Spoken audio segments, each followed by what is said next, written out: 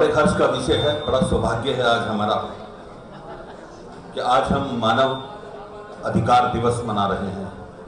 दोस्तों, हम यहां इकट्ठा हुए कैसे, उसका कारण क्या है, साधन क्या है कि हम यहां तक पहुंचे, इस पूरे कार्यक्रम के सूत्रधार कौन है, कौन है वो शख्सियत जिसने हमें यहां इकट्ठा किया। आइए आपको मिलवाते हैं और उनको बुलाते हैं। मेरी सबसे प्रार्थना है, रिक्वेस्ट है, आई रिक्वेस्ट कि आप सब लोग एक बार खड़े होकर जोरदार तालियां बजाएं। मैं बुलाना चाहूंगा चौधरी जमशेद आलम को। जोरदार तालियां दोस्तों, हमारे बीच में आ रहे हैं चौधरी जमशेद आलम, चेयरमैन मानव अधिकार समिति के।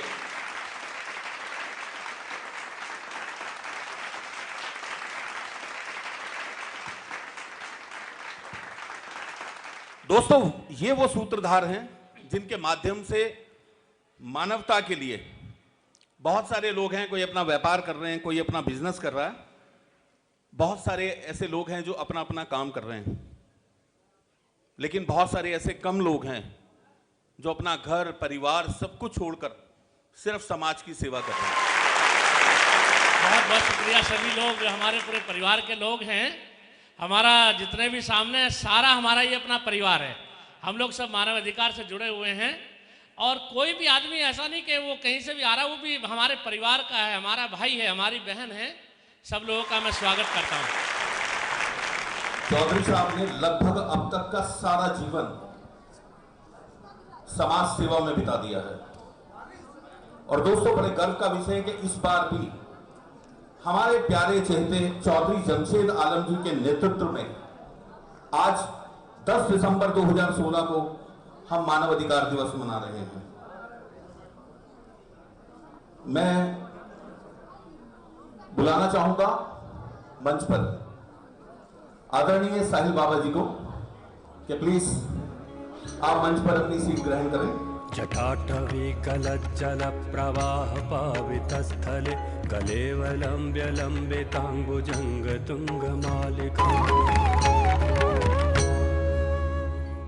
फादर नोरिस से मैं कहूंगा कि प्लीज वो भी मंच पर आए। यीशु मसीह नेता खुशी करे महिमा उसकी।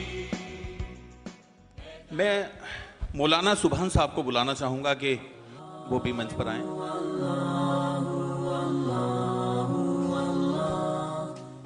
जोरदार तालियां आदरणीय Meenakshi Lekhi ji, member of parliament.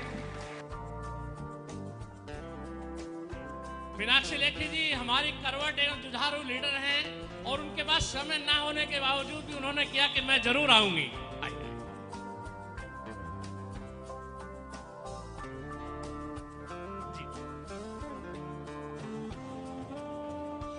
Swami ji, मैं आपसे प्रार्थना करूंगा, कालका जी मंदिर के अध्यक्ष, सनातन धर्म की जान। जोरदार तालियां दोस्तों, क्योंकि दोस्तों ये जो कार्यक्रम है सभी धर्मों के सभी लोगों को एक साथ जोड़ने का है। कुछ ही समय में फिल्म स्टार, एक्टर्स हमारे बीच में आने वाले हैं। दोस्तों, हमारे बीच में एक आर्टिस्ट हैं एम के राही, गाजियाबाद से हमारे बीच में आए हैं। एक ही इंसान में कितनी सारी खूबियां हो सकती हैं, आप खुद देखेंगे। मैं राही जी से कहूंगा कि वो भी 2 मिनट के लिए मंच पे आए, प्लीज। हमारे जेडी सिद्दीकी साहब आ गए हैं, उनको स्टेज पे बैठाएं।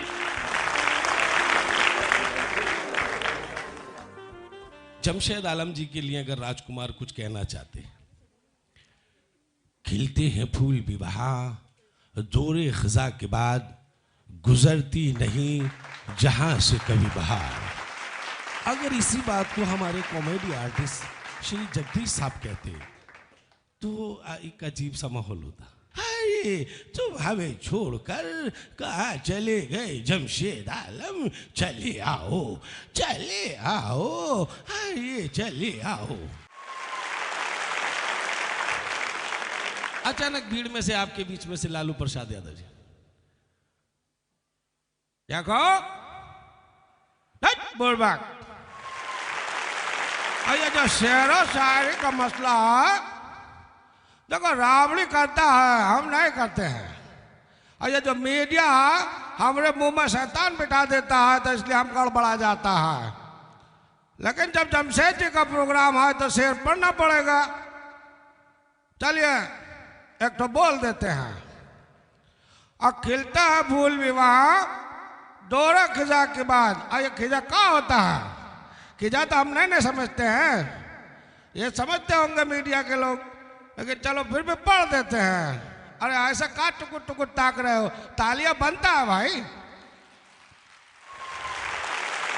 देखिए, खिलता है फूल विवाह दोरा खिजा के बाद, गुजरता नहीं है जहां से कभी बाहर। दिन बीता है, महीना बीता है, लेकिन जमशेद आलम तुम हमको छोड़कर कहाँ चला गया है? चले आओ, चले आओ, चले आओ। हिमालय जी हमारे बीच में आई हैं, उनको स्टेज पर लेकर आए। हिमालय जी दूसरी है, मानले जी हैं, आपके सामने आ रही हैं।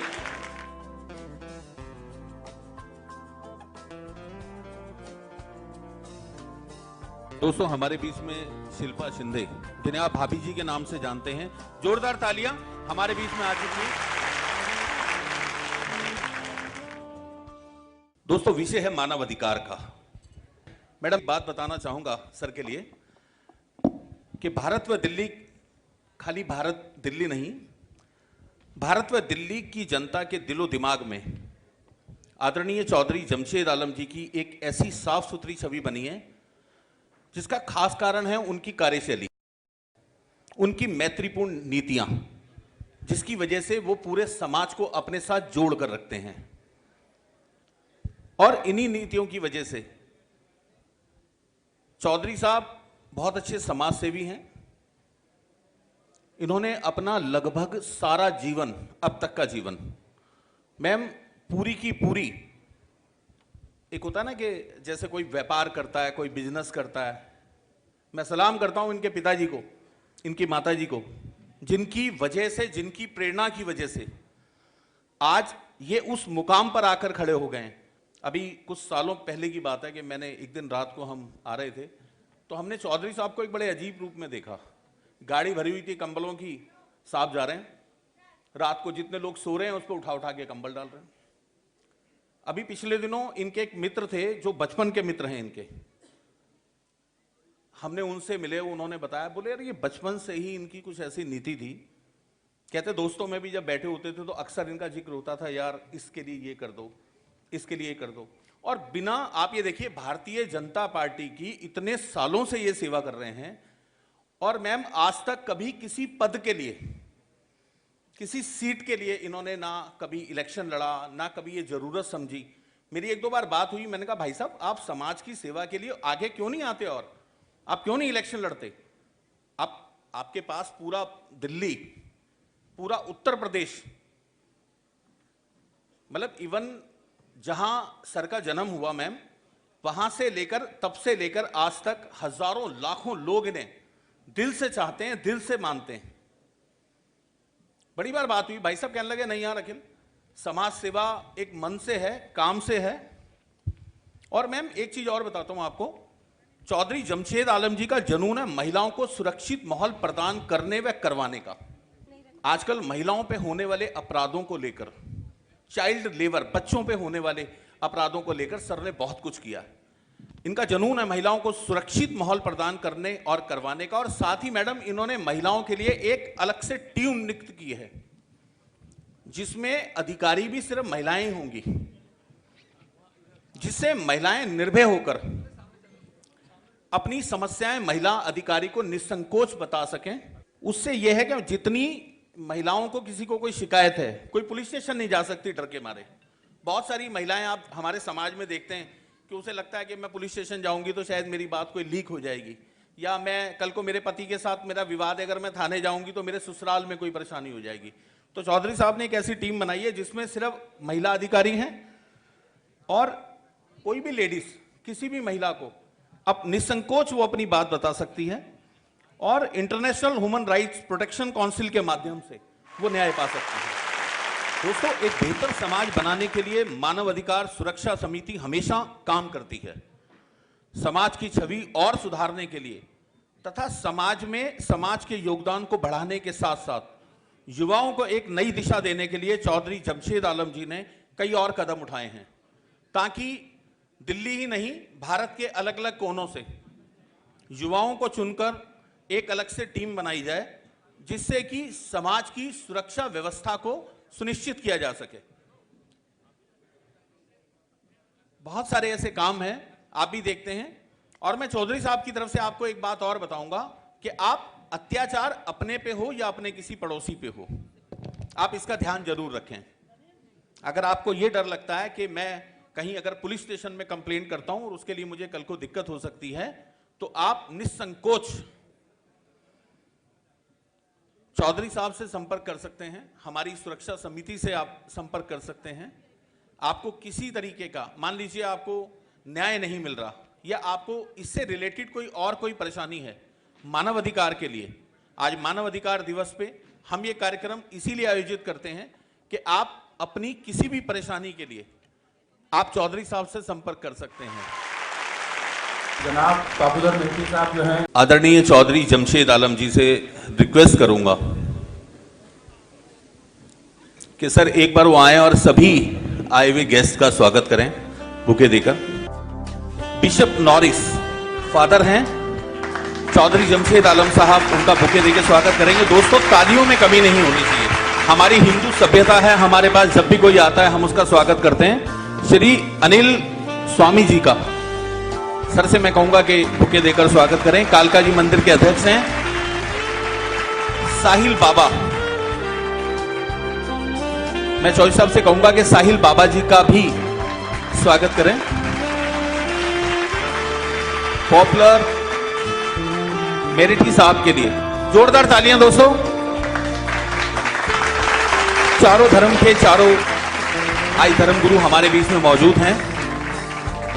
मानवता की एकता के लिए ये एक मील का पत्थर साबित होगा आज का ये कार्यक्रम। दोस्तों, जोरदार तालियां। जुबेर शेख साहब को बुके देकर चौधरी जमशेद आलम जी।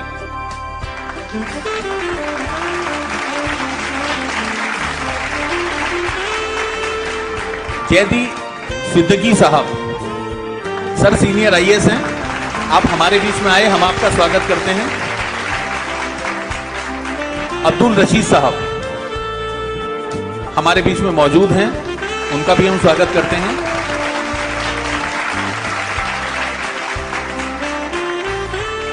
हिमाली सेजपाल, मैं चौधरी साहब से कहूंगा कि हमारी फिल्म स्टार हिमाली सेजपाल जी को भी बुके देकर उनका स्वागत करें। दोस्तों, जोरदार तालियां।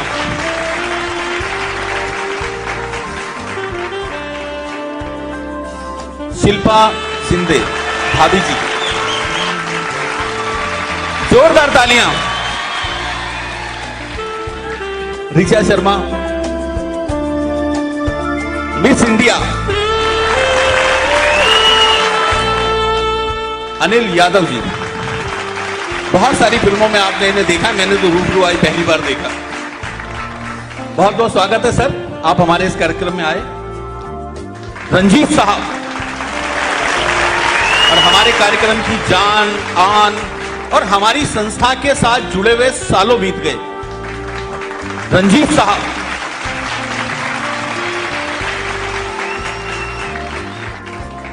मैं चाहता हूं कि चौधरी साहब आज इस कार्यक्रम का आगाज करें अपनी मधुर वाणी से।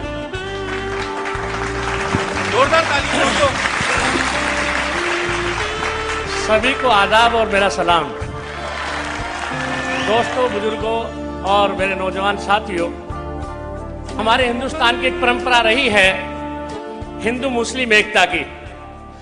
मजहब नहीं सिखाता आपस में बैर रखना। दोस्तों, बुजुर्गों, नौजवान साथियों, आज मानव अधिकार दिवस है। मानव ने अध्यक्षता में एक मानवाधिकार आयोग का गठन किया गया था। संविधान दस्तावेजों के दुनिया में सबसे ज्यादा भाषाओं में अनुवाद किया गया।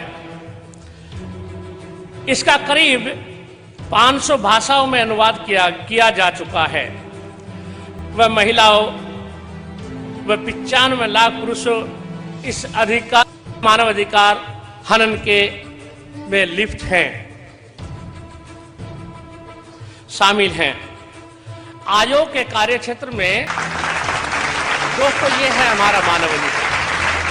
लेकिन जो लोग अशिक्षित हैं वो क्या जानेंगे? जब हम देखते हैं कि वहां ऐसे अशिक्षित लोग, छोटे बच्चे रोडों पर घूमते हैं, तो मानवाधिकार कहां जान पाएंगे वो लोग? प्राइवेट स्कूल और कॉलेज जब परमिशन लेते हैं कॉलेज खोलने के लिए, तो भारत सरकार को एक हल्फनामा देते हैं कि 15 से 20% हम गरीब बच्चों को पढ़ाएंगे और उनको फीस, किताबें, कपड़े, खाना सब हम मुफ्त में प्रोवाइड करेंगे। ये हमारे भारत के संविधान में है, लेकिन ऐसा नहीं होता। अगर ऐसा हो जाए तो दिल्ली में इतने कॉलेज और इतने स्कूल हैं, एक भी बच्चा आपको रोड पे घूमता नजर नहीं आएगा। सब शिक्षित होंगे। शिक्षित होंगे तो उसको अपने अधिकार का पता चलेगा।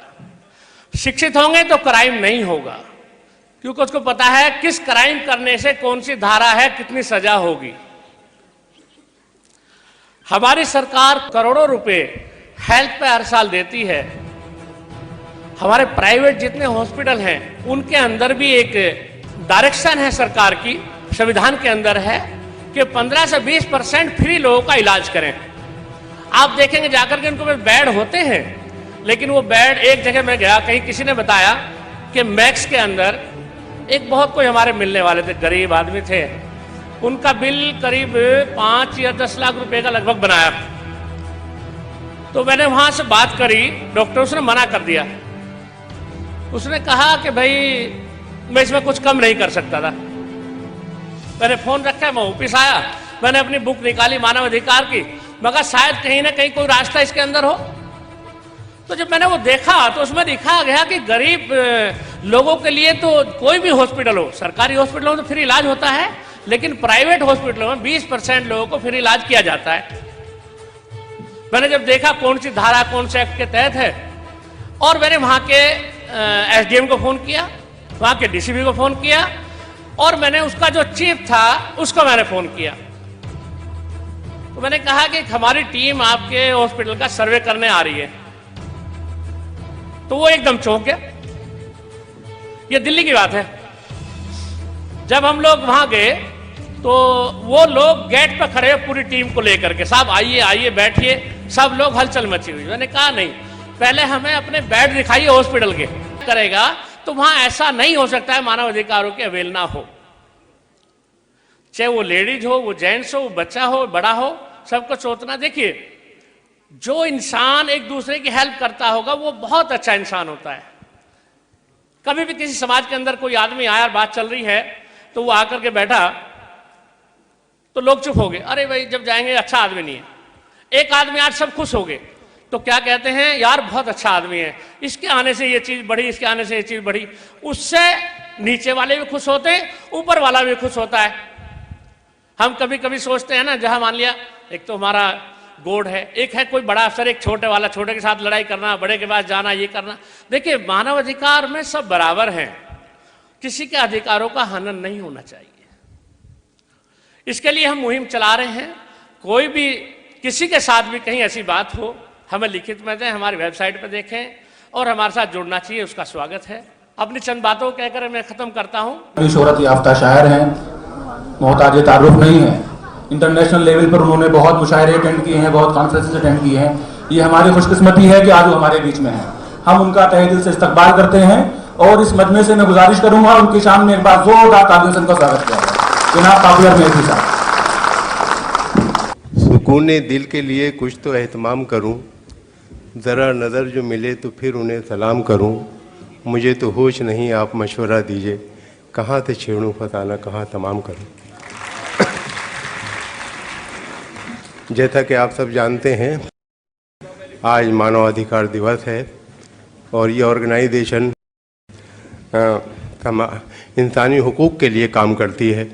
जैसा कि आप सबको पता है, समाज में जो बुराइयां हैं, जैसे कि कम उम्र में बच्चों की शादी या औरतों के साथ ज़्यादतियाँ, जो हमारे समाज में बुराइयां हैं, या फिर बस बच्चों से मजदूरी कराने वाला सिलसिले, तो उसको रोकने के लिए ये ज़बरदस्त काम करती है ये कमीशन।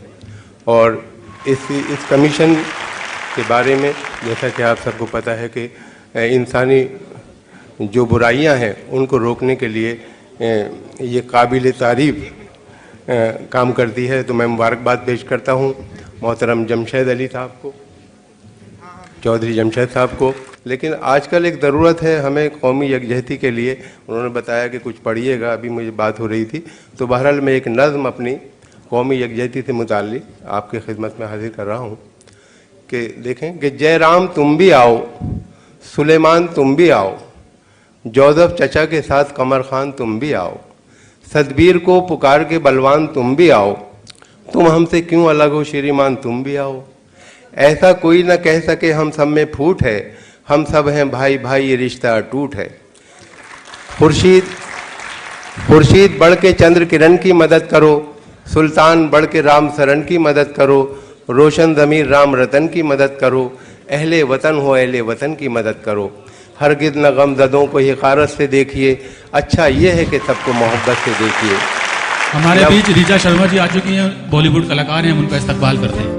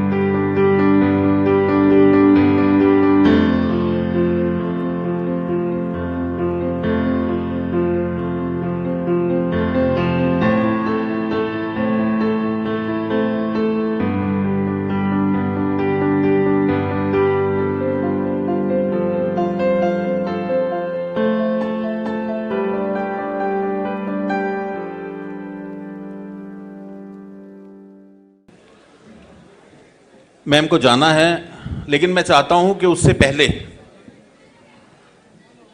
हम मैम के आशीर्वचन सुने आज के लिए। जोरदार तालियां आदरणीय Meenakshi Lekhi ji, member of parliament. बहुत बहुत शुक्रिया, थैंक यू वेरी मच। आदरणीय जमशेद भाई, शिल्पा शिंदे जी, हिमाली सेजपाल जी, चौधरी साहब का नाम तो मैं पहले ले चुकी हूँ, सिद्दीकी साहब, Zubair Sheikh sahab, Maulana Subhan ji, Sahil Baba Hathyogi, Ajay Swami ji, bishop Ravi Norris, miss Richa Sharma, Anil Yadav, और जिन लोगों का, खान साहब मेरे साथ ही बैठे थे, जिन लोगों का मैं नाम नहीं ले पाई हूँ, उन सबको आदाब, सलाम, नमस्कार। आज ह्यूमन राइट्स डे है, मानव अधिकार दिवस है, तो बहुत जो मेरे को यहाँ माहौल दिख रहा है वो माहौल बहुत खुशी का माहौल है। और इस बात की मुझे ज़्यादा खुशी है कि यहाँ पर सब धर्म और सब तबके के लोग उपस्थित हैं और किसी के मन में किसी भी किस्म की शंका एक दूसरे के प्रति नहीं है। और जो शायरी हुई, मुझे लगता है आज का जो सार है वो शायरी, जो नज़म पढ़ी, पॉपुलर मिर्ज़ा साहब को मेरी तरफ से बहुत बहुत शुक्रिया, धन्यवाद।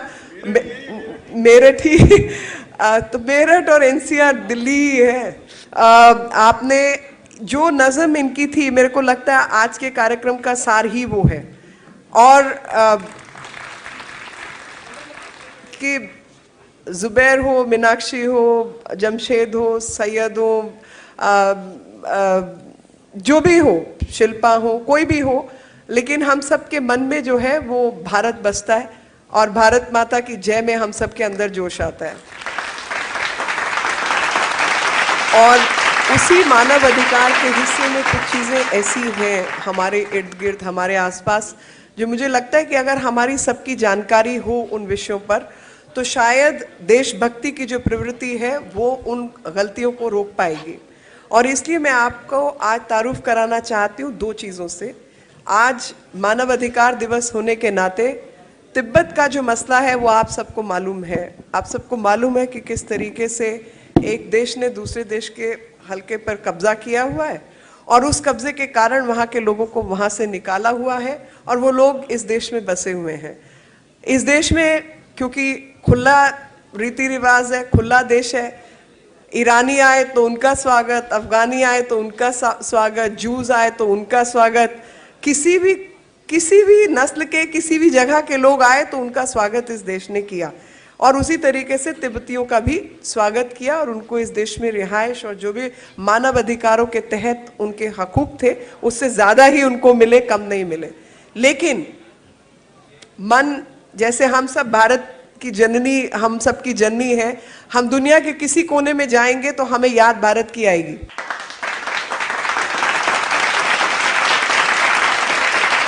तो उसी प्रकार अगर कोई तिब्बती है, भले ही उसको कितना अच्छा आप व्यवहार क्यों ना करें, याद तो उसको तिब्बत की ही आएगी क्योंकि वो उसकी मातृभूमि है। उसी तरीके से जो लाल सलाम वाले लोग हैं उन्होंने क्या क्या क्रूरताएं इस देश पर की, तो मैंने उसके बीच से एक नारा सोचा और मुझे लगा कि केरल तिब्बत सब परेशान, सबका कारण लाल निशान, है या नहीं? और आज मैं आपका तारुफ जो दूसरा मसला है उससे करवाना चाहती हूँ। मैं आज आपको बताना चाहती हूँ कि केरल जैसी जगह पर जो कि भारत का अंग है, किस प्रकार से मानव अधिकारों का हनन हो रहा है, क्योंकि मानसिकता वही है। मानसिकता है इंटॉलरेंस की, मानसिकता है कि जो आपके राजनीतिक विरोधी हैं, राजनीतिक विरोधियों को खत्म कर देने की, किसी का हाथ काट दो, किसी की गर्दन काट दो, किसी का पांव काट दो, और आप अंदाजा लगाइए कि यही जो इंटॉलरेंस की मानसिकता है वो भारत में नहीं है। हम लोग अपने विरोधी को भी भाई कह के बुलाते हैं, उनके भी यहाँ विवाह होता है तो जाते हैं।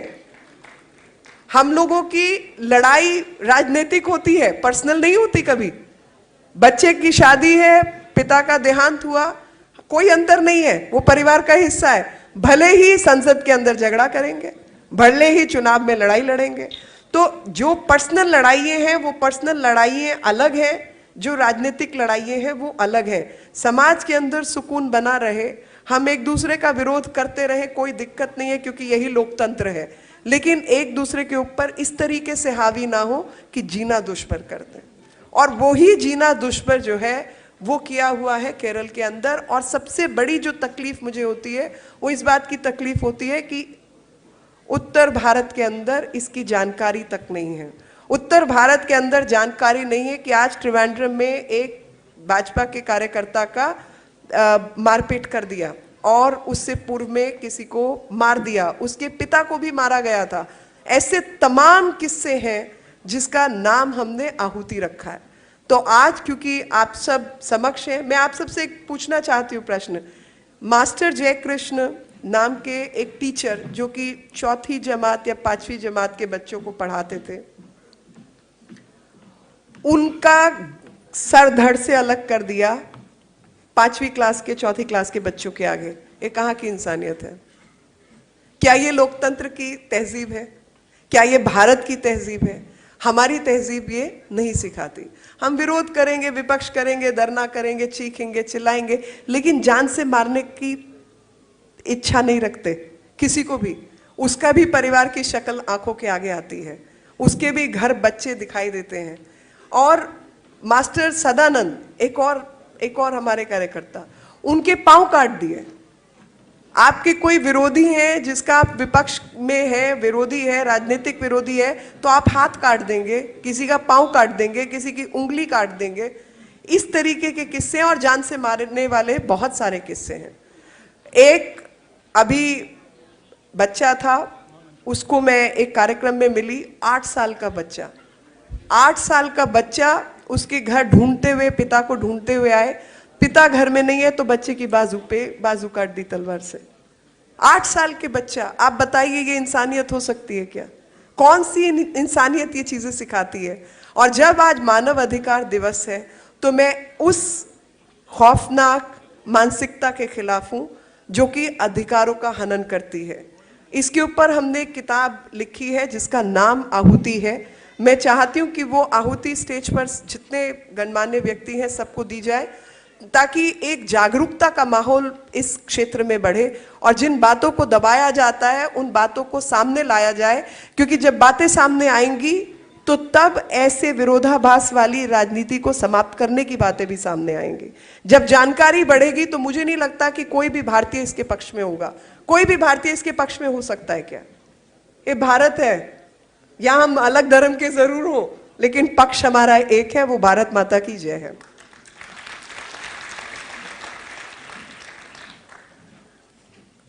जब तक ये किताब बट रही है,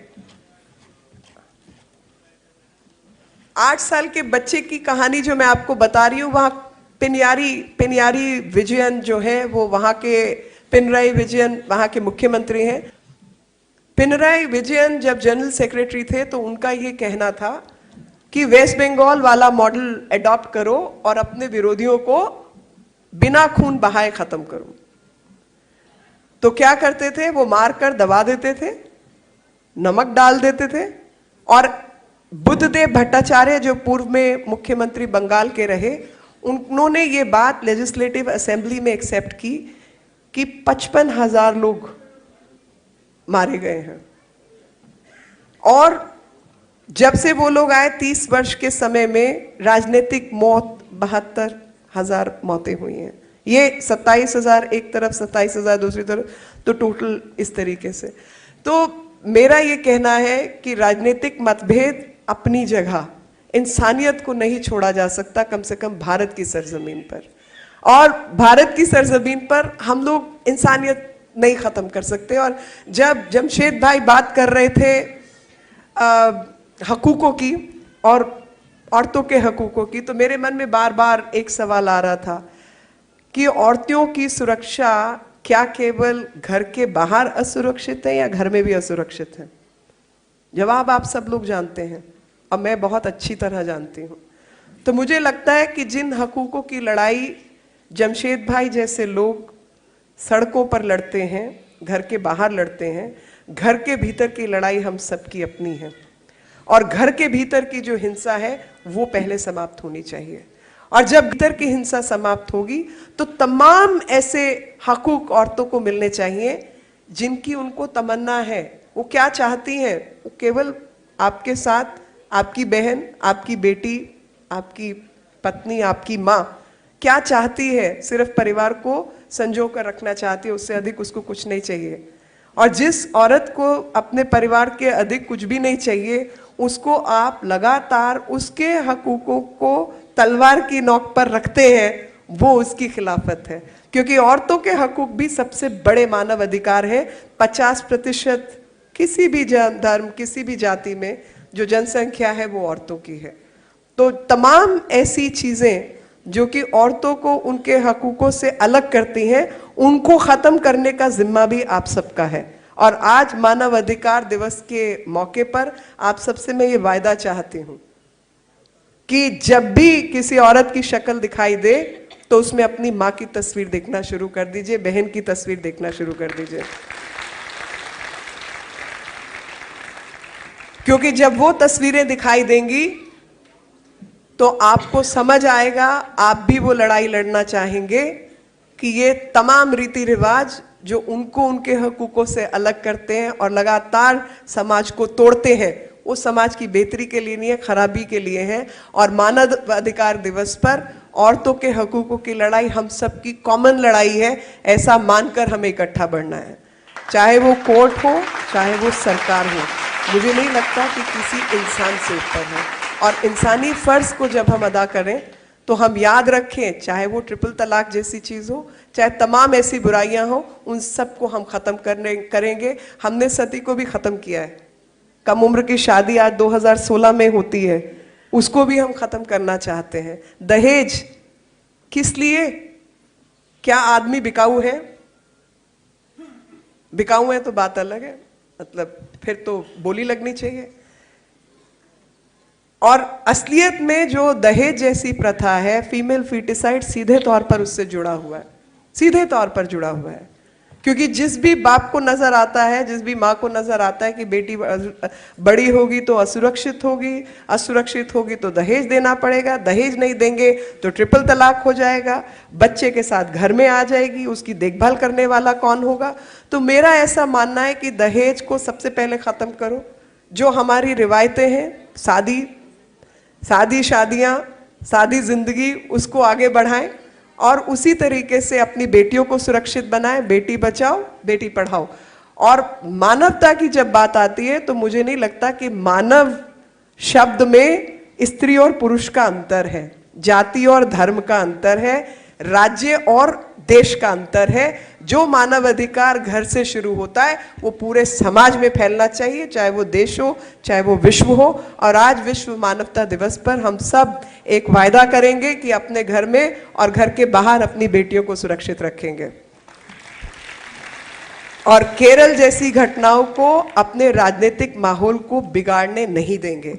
ऐसी कोई भी चीज जिससे राजनीतिक माहौल बिगड़ता है, और जो लोग टॉलरेंस का नारा देते हैं लेकिन सबसे अधिक इंटॉलरेंट हैं, उनके जो राज है ना, उनको भी हम बाहर निकालेंगे। आप याद करें सन 47 में यही लोग थे जो कि देश के बंटवारे के साथ खड़े थे। 62 वही लोग थे जो कि चीन के साथ खड़े थे। न्यूक्लियर टेस्ट, ये यही मानसिकता के लोग थे जो कि इसका विरोध कर रहे थे। और ये यही लोग हैं जो आज केरल में उपद्रव मचा रहे हैं और पूर्व में पश्चिम बंगाल में इन्होंने उपद्रव मचाया है। कृपया करके किसी भी राजनीतिक मकसद और सियासतदानों के मकसद का हिस्सा मत बने। अपनी सोच समझ से काम करें और जो भारत माता की जय का नारा है, ट्रांसफॉर्मिंग इंडिया का नारा है, उसमें सहयोग करें। और देश बदल रहा है, हम सब बदलें और उस बदलते हुए देश में काला बाजारी, आतंकवाद, भ्रष्टाचार, तमाम ऐसे राक्षसों का सर्वनाश हमारे हाथों ही होना है और हम सब मिलकर करेंगे। मेरे मन में तो है आज दो नारे लगवा दूं। भारत माता की जय तो है ही, लेकिन एक मेरे मन में और है कि तिब्बत केरल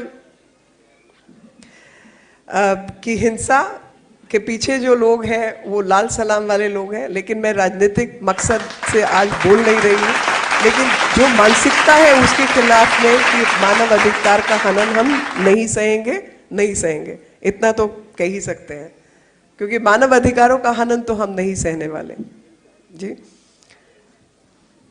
तो मैं बोलूं, आप सब मिलके बोलेंगे? तैयार? मानव अधिकार का हनन। थोड़ी तेज आवाज निकालिए, मेरी तेज है आपसे और बिना माइक के भी तेज होगी। मानव अधिकार का हनन, मानव अधिकार का हनन।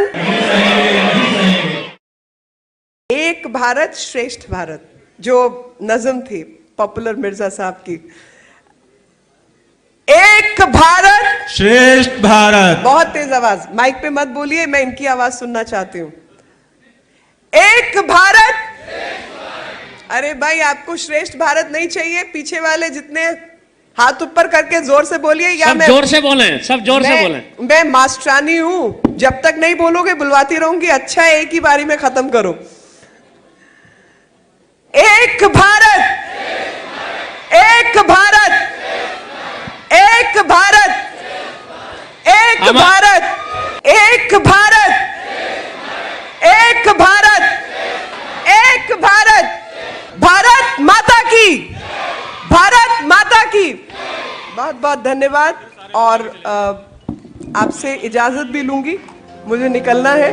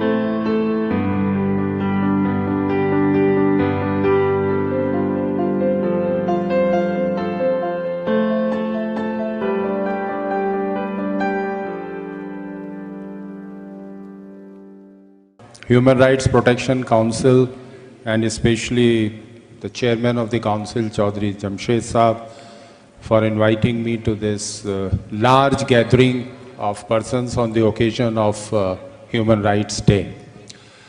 मैं अभी जमशेद साहब से ये कह रहा था कि सबसे बड़ा इस फंक्शन की कामयाबी का, क्योंकि मैं कई साल से इस फंक्शन को अटेंड करता रहा हूँ 10 दिसंबर को ह्यूमन राइट्स डे पे, कि इसमें गैदरिंग ऑडियंस बहुत अच्छा आता है और डिफरेंट तरह के लोग और different communities, different section of the society, और दिल्ली से ही नहीं पूरे मुल्क से लोग आते हैं, बहुत से स्टेट्स के लोग आते हैं और बहुत से इम्पॉर्टेंट डिग्निटरीज आते हैं, और इसी तरह से ये हर साल फंक्शन बहुत कामयाब होता है। तो इसके लिए आप सभी लोग और पूरी इनकी टीम इस मुबारकबाद के मुस्तहिक हैं। और हम सब लोग, ये दिन एक ऐसा दिन है ह्यूमन राइट्स डे कि इसका अगर इम्पॉर्टेंस हम सब लोग समझ लें और सरकारें समझ लें और मुख्तलिफ जो NGOs हैं वो समझ लें, तो शायद किसी शख्स को, किसी भी शख्स को, किसी भी पुरुष को, नारी को, किसी बच्चे को कोई परेशानी किसी किस्म की हिंदुस्तान के सेटअप में नहीं होगी। क्योंकि जहाँ तक ताल्लुक़ ह्यूमन राइट्स का है, और जो ह्यूमन राइट्स हमें कॉन्स्टिट्यूशन ऑफ इंडिया ने दिए हैं वो इतने इफ़ेक्टिव ह्यूमन राइट्स हैं कि अगर उसका पालन होने लगे तो किसी के साथ इनजस्टिस नहीं होगा, वो चाहे फंडामेंटल राइट्स हों जो कॉन्स्टिट्यूशन में लिखे हुए हैं पार्ट 3 ऑफ द कॉन्स्टिट्यूशन में, या directive principles of state policy हों जो part 4 of the constitution of India में हैं, या फंडामेंटल ड्यूटीज़ हों, क्योंकि कॉन्स्टिट्यूशन में 3 तरह के राइट्स दिए गए हैं। एक फंडामेंटल राइट्स हैं, फंडामेंटल ड्यूटीज़ भी हैं। राइट्स ही नहीं है सिर्फ, हम लोगों की कुछ ड्यूटीज़ भी हैं, और अगर हम लोग उन ड्यूटीज़ को सही तरह से पालन करें, उन ड्यूटीज़ का, एक दूसरे के प्रति ड्यूटीज़ हैं, गवर्नमेंट के प्रति हैं, सोसाइटी के प्रति हैं, तो शायद हम लोग आपस में मिलजुल कर बहुत अच्छी तरह से रह सकते हैं। हर तरह की फ्रीडम्स का कॉन्स्टिट्यूशन में जिक्र किया गया है, मगर एक बात मैं आपको बताना चाहूँगा कि कोई भी आज़ादी, कोई भी फ्रीडम बिना रेस्ट्रिक्शन के नहीं होती है। क्योंकि अगर हम ये समझें कि फ्रीडम ही फ्रीडम है हमारे पास और कोई सिस्टम हम फॉलो ना करें, कोई सिस्टम ऑब्जर्व ना करें, तो वो फिर फ्रीडम एनार्की में बदल जाती है, केओस में बदल जाती है। इसलिए हर राइट के साथ कोई ना कोई रेस्ट्रिक्शन लगाई गई है। मैं फॉर एग्जांपल बताना चाहूँगा freedom of speech and expression, जिसका सबसे ज़्यादा जिक्र रोज़ाना होता है कि हमें अभिव्यक्ति की आज़ादी है, अगर इसको हिंदी में कहा जाए, और उर्दू में ये कहा जाए कि हमें कुछ भी फ्रीडम ऑफ स्पीच है कि हम अपना इज़हार ख्याल किसी भी तरह से कर सकते हैं। मगर उसी कॉन्स्टिट्यूशन में इस पर रेस्ट्रिक्शंस भी लगाई गई हैं। उसमें ये कहा गया है कि freedom of speech and expression is subject to public order, decency, morality, sovereignty and integrity of India and friendly relations with foreign nations. तो इतनी सारी रेस्ट्रिक्शंस भी लगाई गई हैं। तो क्योंकि ये सब इस वजह से लगाई गई हैं कि टोटल केओस ना हो जाए। अगर कल को आप कहें कि मुझे तो फ्रीडम ऑफ मूवमेंट है, मैं ट्रैफिक रेगुलेशंस को ऑब्जर्व नहीं करूँगा, क्योंकि एक फ्रीडम ऑफ मूवमेंट भी है, ये भी एक ह्यूमन राइट है। Right to life with dignity human right है, वो एक बहुत इंपॉर्टेंट राइट है कि आदमी को इज्जत के साथ रहने का अधिकार है, जो सबसे बड़ा fundamental right constitution of India ने एक हिंदुस्तानी को दिया है कि ये is a right to live with dignity. दूसरा जो बहुत बड़ा राइट दिया है वो equality before law and equal protection of laws within the territory of India, कि हर आदमी छोटा या बड़ा कानून के सामने एक है और उसको कानून का तहफ़्फ़ुज़ एक सा मिलना चाहिए। तो ये सब राइट्स हैं जो लोगों को हैं, मगर ये कि एक तो हम लोगों की इग्नोरेंस है और दूसरा ये है कि एजेंसीज़ की इग्नोरेंस है, और ये राइट्स रोज़ाना वायलेट होते हैं। और ऐसी ही ऑर्गेनाइजेशंस जैसी आपकी है ह्यूमन राइट्स प्रोटेक्शन काउंसिल, इन राइट्स को सही तरह से प्रोटेक्ट कर सकती है, आप लोगों को आपके सही राइट्स दिला सकती है। और इसमें एक दूसरे से कोऑपरेट करना बिना किसी मज़हब और ज़ात और एरिया और रीजन की तफरीक के बहुत ज़रूरी है, क्योंकि ये प्रॉब्लम किसी ना किसी स्टेज पे हर किसी के साथ आती हैं। आज एक आदमी के साथ आएगी, अगर दूसरा उसे कोऑपरेट नहीं करेगा तो फिर दूसरे के साथ आएगी, फिर तीसरे के साथ आएगी और फिर पूरी कम्युनिटी और पूरे रीजन के साथ आएगी। तो इसलिए हम लोगों को जो अपने ह्यूमन राइट्स हैं उसको समझना, और ख़ास तौर से जो NGOs इस फील्ड में काम कर रही हैं और जो अधिकारी काम कर रहे हैं उनको इम्प्लीमेंट कराना और करना वो बहुत ज़रूरी है। इसी चंद अल्फाज के साथ मैं आप लोगों को एक बार फिर मुबारकबाद देता हूँ और ह्यूमन राइट्स डे की मुबारकबाद देता हूँ। And we should try and strive to protect our human rights always, all the time, not only on 10th December, but throughout the day, 365 days. Thank you very much. फिल्मों में काम किया है मैंने और कर रहा हूँ, तो ज़्यादा फिल्म इंडस्ट्री के बारे में जानकारी तो दे नहीं पाऊँगा, क्योंकि जुबैर साहब ने काफ़ी कुछ बता दिया आपको। वही मसला काफ़ी हद तक मेरे साथ भी गुजरा है और बहुत अच्छी मेहनत की हुई है जुनून के साथ। जमशेद आलम जी ने बहुत अच्छी शुरुआत, और ये शुरुआत जो है इसका अंजाम आप सब जानते होंगे। बहुत अच्छी शुरुआत, और ये शुरुआत जो है इसका अंजाम आप सब जानते होंगे। लोगों को काफ़ी फ़ायदा पहुंचेगा इससे, औरतों को, बच्चों को, पुरुषों को। मानव अधिकार की जब बात आती है तो हम वुमेन्स के पक्ष में ज़्यादा चले जाते हैं। मैं ध्यान दिलाना चाहूँगा कि काफ़ी पुरुष लोग भी इस अधिकार से पीड़ित रहते हैं, जिन पर वुमेन्स लोग बहुत ज़्यादा अत्याचार करती हैं।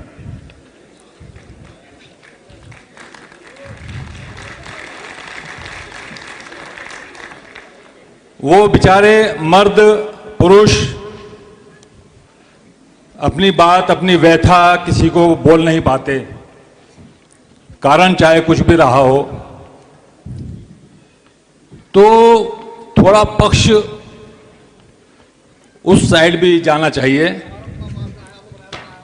और दोनों ही पक्षों को बराबर इंसाफ मिलना चाहिए।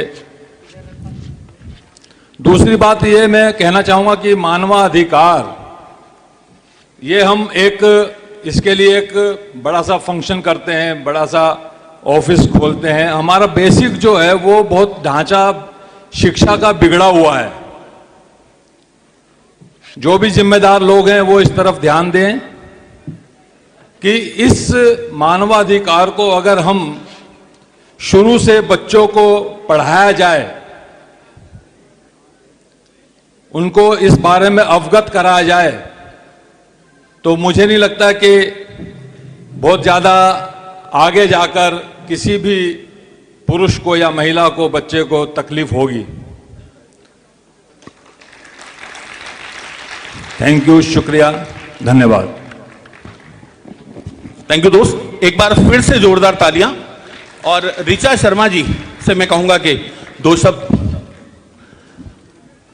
मिसिस इंडिया हो गई अब तो मैम, जोरदार तालियां।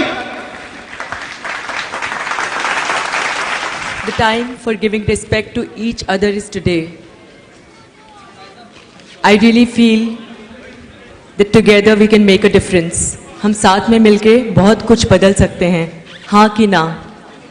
मैं Richa Sharma, Mrs India international, आप सभी को शुक्रिया अदा बोलती हूँ, एंड यहाँ सभी बैठे लोगों को thank you so much for inviting me here, and I am really honoured. मेरे आने वाले कुछ प्रोजेक्ट्स में मैं एक जो मेरे दिल से बहुत जुड़ा हुआ है और जो बहुत जल्द आने वाला है, आई थिंक आप सभी उस बारे में जानते हैं। 2012 16 दिसंबर, Nirbhaya, Damini, I hope you all know. ये किरदार मैंने पायल कश्यप द्वारा निर्देशित फिल्म में निभाया है, जिसका नाम है निर्भया का इंसाफ, नेवर अगेन निर्भया। आप सभी का आशीर्वाद चाहती हूँ, please give me your blessing. And Anil Yadav ji जो अभी मुझसे पहले यहाँ पे थे, उनके साथ मैंने स्क्रीन पे साथ में किरदार किया है एंड काफ़ी प्रोत्साहन एंड उनका सपोर्ट मिला मुझे. And apart from that I hope that you all will remember me and watch my film. Thank you so much. मैं मौलाना सुभान साहब को बुलाना चाहूंगा कि बड़ी बेहतरीन शख्सियत हमारे बीच में मौजूद हैं. इस स्टेज से जो है माशाअल्लाह इंसानियत के लिए बहुत अच्छा पैगाम दिया जा रहा है, जिसकी सख्त ज़रूरत है, ख़ास तौर से इस दौर में जबकि समाज ख़राब हो चुका है. अभी समाज की बात हो रही है. मुझे बड़ी खुशी इस बात की है कि हमारे इस स्टेज पर और इस मजमे के अंदर सारे समाजों के लोग जो है बैठे हुए हैं और ये सब मेहनत जो है चौधरी जमशेद आलम ने मेहनत करके आपको इकट्ठा किया है. असल में अलग अलग समाज हैं. फिल्मी समाज अलग है, मजहबी समाज अलग है, हुकूमती समाज अलग है, तिजारती समाज अलग है. समाज के बहुत सारे तबके हैं, लेकिन हमारे बीच में सबसे बड़ा है मजहबी समाज. इन तमाम समाजों के अंदर जितनी खराबी पैदा हो रही है, उनको अगर हमें दूर करना है तो हमें अपने अपने मजहबी समाज को सुधारना होगा. अगर हम अपने मजहबी समाज को नहीं समझेंगे और हमारे मजहब ने हमें क्या बतलाया है उसको नहीं सोचेंगे, तो हमें कोई सरकार, कोई हुकूमत, कोई इंसान कभी भी नहीं सुधार सकता. इंसान के सुधारने के लिए हमारे बड़े बड़े असलाफ आए हैं, बुजुर्ग आए हैं, उन्होंने समाज को सुधारा है, खराबियों को दूर करा है. और ये जब ही हो सकता है जब आदमी अपने धर्म के तमाम मामलात को अच्छी तरह से समझे.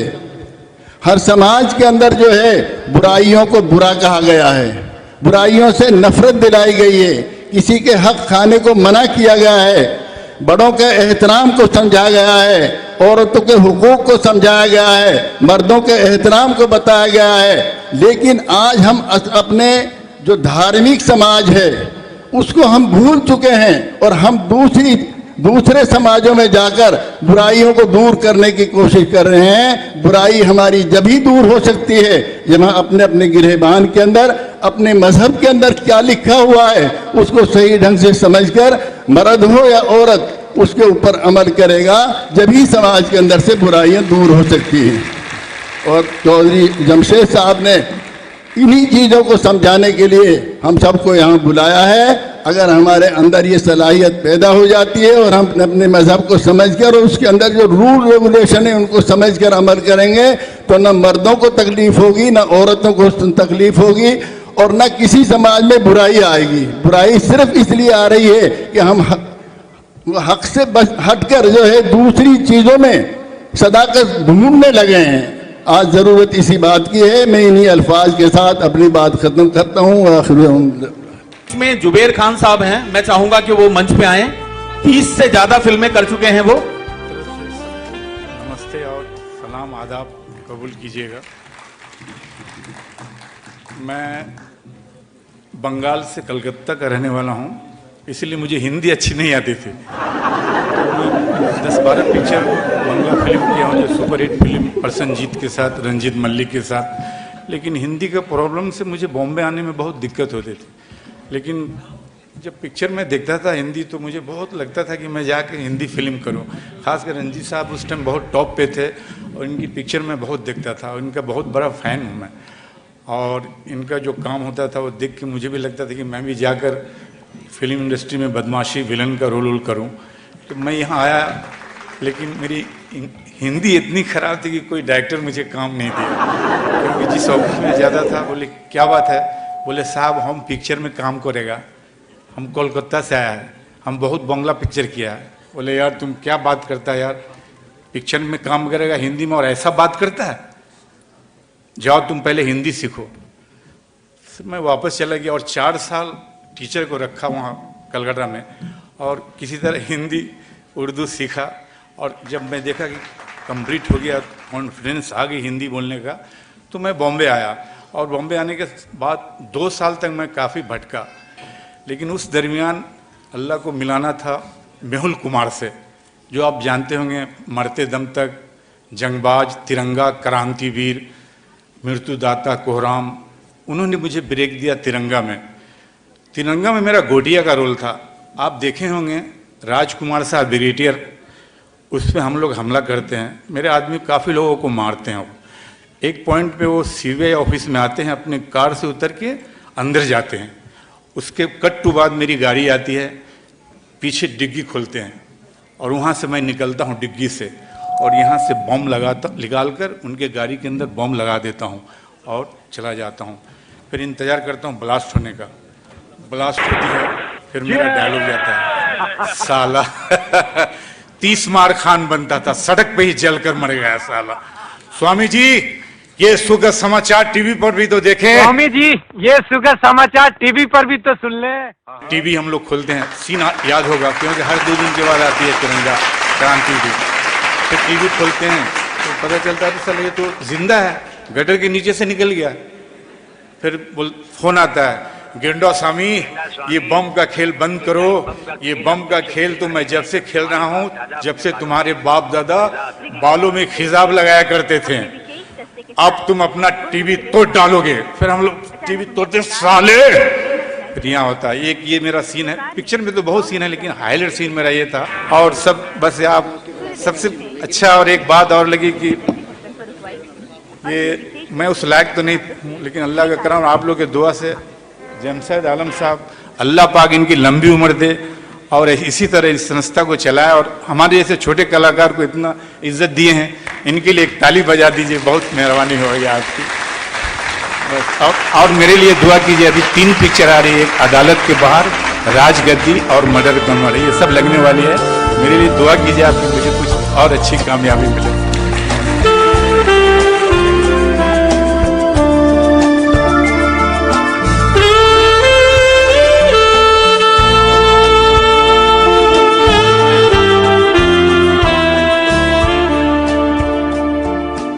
जुबेर साहब बहुत बहुत शुक्रिया। हमारे बीच में हैं स्वामी अजय योगी जी, अध्यक्ष हैं कालका जी मंदिर के। मैं चाहूंगा आए 2 मिनट के लिए और हमें आशीर्वचन दें और मानवता के ऊपर और क्या क्या हमें सावधानियां बरतनी चाहिए, क्या क्या हमें करना चाहिए, एक तो वो मैं उनसे जानना चाहूंगा। आज की कार्यक्रम के सूत्रधार प्रसिद्ध समाज सेवी और मैं करीब उनको 15 साल से देख रहा हूं समाज सेवा में कार्य करते हुए, चौधरी जमशेद आलम जी। बस मैं इतना ही बोलूँगा कि आप सभी समाजों को लेके, सभी धर्मों को लेके, सभी जातियों को लेके एक साथ चलें, यही सबसे बड़ा मानव अधिकार है। जय हिंद, जय भारत।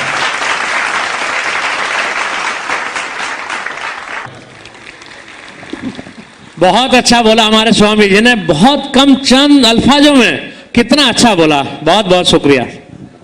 रंजीत साहब मैं आपको एक बात बताना चाहता हूं, आप यहां नहीं मौजूद थे, कई सारे मेहमान हमारे नहीं थे।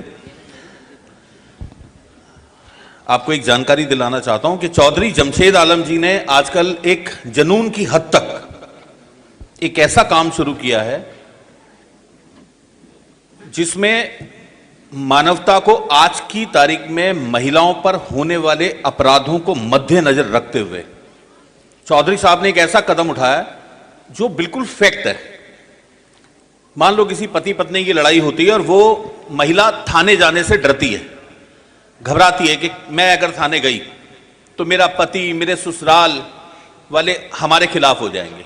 हमारे भारत देश की सभ्यता है पति को भगवान मानने की, खुदा मानने की, है कि नहीं? मैं जानना चाहता हूं आप लोगों से, मैं सच कह रहा हूं कि गलत कह रहा हूं? तो दोस्तों, चौधरी जमशेद आलम जी ने का जुनून है महिलाओं को सुरक्षित माहौल प्रदान करने के साथ साथ उन्हें सुरक्षित माहौल प्रदान करवाने का भी।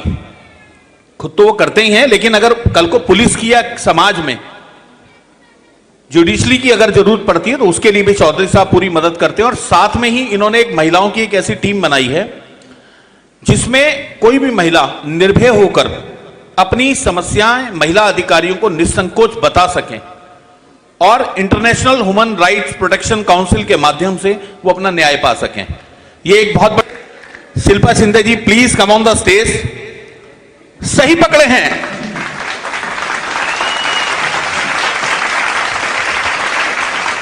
हाय दया, कैसे बा?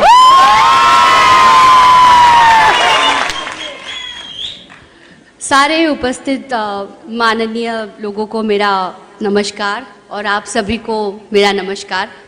और जमशेद जी को मैं खास थैंक यू कहना चाहूँगी जिन्होंने यहाँ पे मुझे बुलाया। और शायद मैं एक्चुअली मानव अधिकार के बारे में यहाँ पे बोलना चाहूँगी क्योंकि उसकी सबसे बड़ी मानव अधिकार जो मुझे नहीं मिले हैं उसको मैं बहुत बुरी तरीके से प्रॉब्लम्स फेस कर रही हूँ।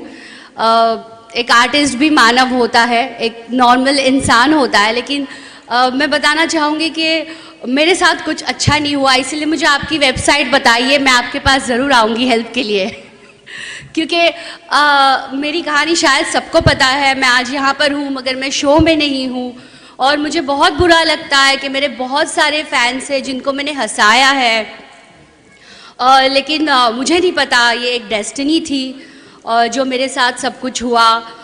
मैंने कोई बहुत ज़्यादा अधिकार नहीं मांगे थे, जिसके लिए मैं डिज़र्व करती हूँ उतना ही मैंने मांगा था। और मुझे बुरा भी बहुत लगता है कि मेरे सारे फैंस जो है जो इस शो को देखते थे और वो बहुत नाराज़ हो गए। लेकिन हमारे इंडस्ट्री में बहुत अलग तरीके के रूल है, हमारे कोई राइट्स नहीं है, हमारे भी राइट्स नहीं है।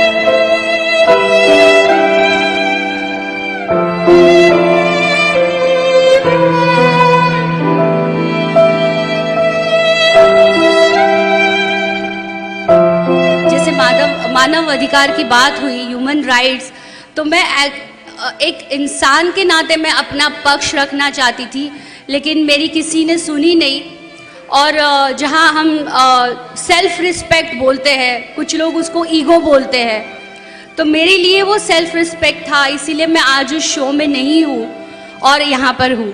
लेकिन मुझे यहाँ पे आकर बोलने का मौका दिया, इसीलिए मैं धन्यवाद करना चाहूँगी। थैंक यू वेरी मच, क्योंकि मैं सबको अपनी बात नहीं बता सकती कि मेरे साथ क्या हुआ, लेकिन मुझे इतना पता है कि मेरे पीठ पीछे बहुत बुरी चीज़ें हुई है। मेरे बारे में कोई अच्छा नहीं बोल रहा है, कोई पूछता है कि वो आर्टिस्ट क्यों चली गई।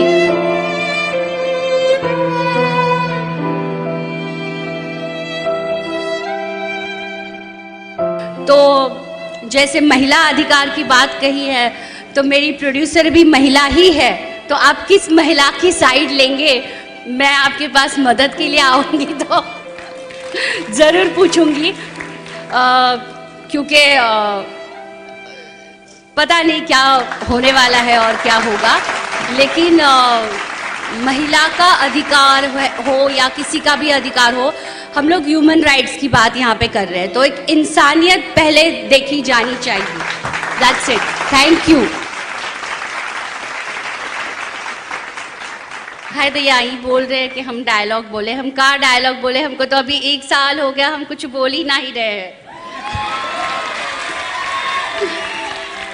हाँ, लेकिन जमशेद जी बिल्कुल सही पकड़े हैं और अखिल जी भी बिल्कुल सही पकड़े हैं, और इस कार्य को सबको साथ देना चाहिए। आई थिंक इंसानियत भूलनी नहीं चाहिए, क्योंकि मुझे लगता है आज के समाज में इंसानियत बहुत कम हो गई है। सब लोग बहुत सेल्फिश हो गए, ऐसा मैं देखती हूँ। तो मानव अधिकारों को हमें आगे बढ़ाना चाहिए। Thank you.